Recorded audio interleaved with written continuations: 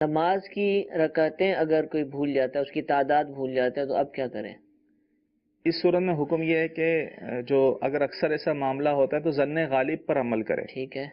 جس طرف زیادہ ذہن جاتا ہے اس طرف عمل کرے.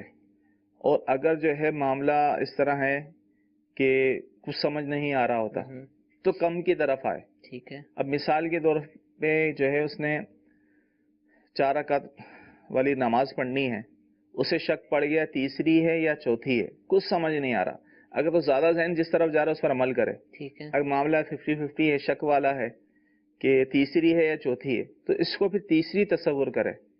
تیسری تصور کر کے اس کو مکمل کر کے بیٹھ جائے. ٹھیک ہے. بیٹھ جائے کیونکہ اس لیے ہو سکتا ہے وہ چوتھی ہو اور قاعدہ آخرہ فرض ہے.